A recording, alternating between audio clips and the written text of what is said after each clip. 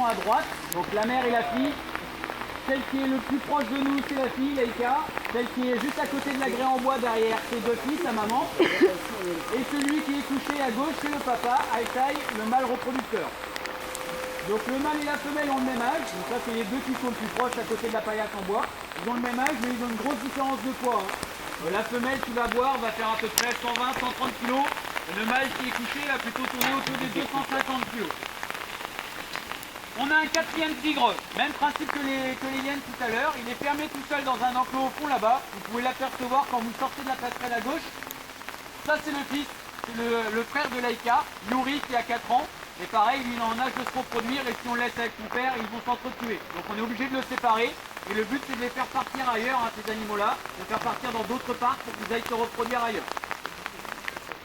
Alors donc on va distribuer les petites friandises, même principe que les lions et les hyènes, ça reste des bonbons, c'est pas très grave s'il y en a qui en mangent un peu plus que d'autres. La vraie ration c'est ce soir, et là les deux femelles vont manger à peu près 6 kg chacune, et les deux mâles vont manger entre 7 et 9 kg chacun. Plus que les lions parce que c'est plus gros que les lions. Là, une lionne ça va faire aux alentours de 100 kg, un mâle à peu près 150-200 kg chez les lions. Les mâles sibériens, tigres peuvent dépasser les 300 kg. Donc il y a vraiment une grosse différence de gabarit quand même. Alors ça c'est la plus grosse des sous-espèces de tigre, le tigre de Sibérie. Vous avez d'autres sous-espèces qui sont plus petites. Le tigre de Sumatra étant le plus petit, le mâle Sumatra va faire à peu près le gabarit d'une femelle sibérienne. Il est vraiment beaucoup plus petit que les Sibériens. Et après vous avez d'autres sous-espèces, le Bengale, le Java, etc. Alors souvent les gens croient que les tigres et les lions ne peuvent pas se rencontrer dans la nature. Ça c'est vrai pour les tigres on va dire et les lions en général, les lions d'Afrique c'est impossible.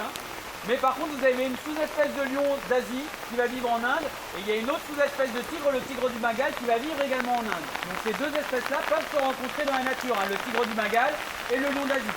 Mais sinon, les autres espèces, c'est impossible pour eux de se rencontrer dans la nature. Alors, on va faire les petites distributions. Donc pareil, on va essayer de les faire vadrouiller un petit peu à droite, à gauche. Même principe que les lions, vous allez voir que c'est des animaux très discrets.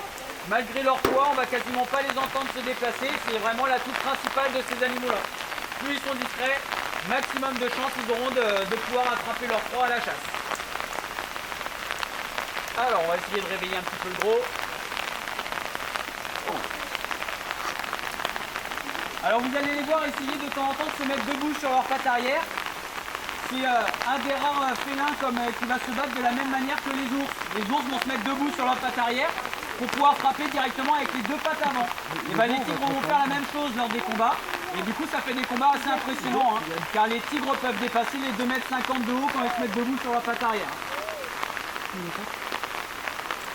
Alors on va faire monter un petit peu le gros.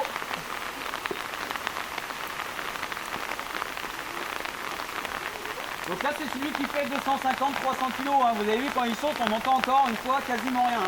C'est vraiment l'atout principal de ces animaux-là. Allez.